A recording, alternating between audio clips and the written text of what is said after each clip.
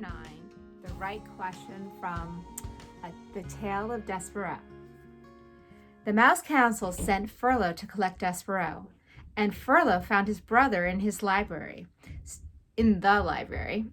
standing on top of the great open book, his tail wrapped tightly around his feet, his small body shivering. Despereaux was reading the story aloud to himself. He was reading from the beginning so that he could get to the end, where the reader was assured that the knight and the fair maiden lived together happily ever after.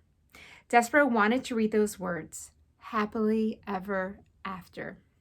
He needed to say them aloud. He needed some assurance that his feelings he had for the Princess P, this love, would come to a good end. And so he was reading the story as if it were a spell, and the words of it spoken aloud could make magic happen. "See here," said Furlough out loud to himself. He looked at his brother and then looked away. "This is just the kind of thing I'm talking about. This is exactly the kind of thing. What's he doing here, for cripe's sake? He's not eating the paper. He's talking to the paper. It's wrong, wrong, wrong." "Hey," he said to Despereaux. Despereaux kept reading. "Hey," shouted Furlough. "Despereaux, the Mouse Council wants you." "Pardon," said Despereaux. He looked up from the book. "The Mouse Council has called you to sit with them." "Me?" said Despereaux. "You." "I'm busy right now," said Despereaux. And he bent his head and began to open the book.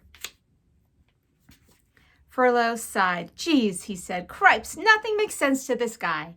Nothing. I was right to turn him in. He's sick." Furlough crawled up the chair leg and then hopped onto the book.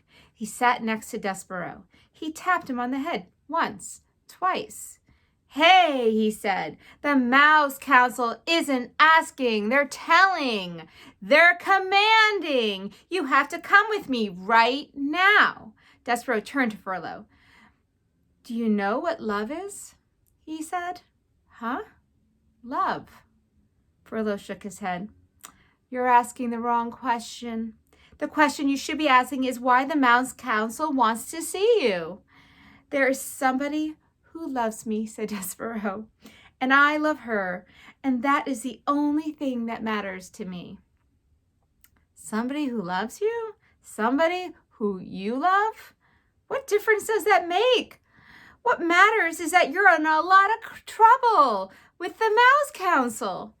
"Her name," said Despereaux, "is P." "What?" "The person who loves me, her name is P." "Cripes," said Furlough, "you're missing the whole point of everything here. You're missing the point of being a mouse. You're missing the point of being called to sit with the Mouse Council. You've got to come with me. It's the law. You've been called." Despereaux sighed. He reached out and touched the words fair maiden in the book. He traced them with one paw, and then he put his paw to his mouth. "Cripes," said Furlough, "you're making a fool of yourself. Let's go." "I honor you," whispered Despereaux. "I honor you." And then, reader, he followed Furlough over the book and down the chair leg and across the library floor to the waiting Mouse Council. He allowed his brother to lead him to his fate. And that is the end of Chapter 9. And tomorrow we shall read Chapter 10, Good Reasons.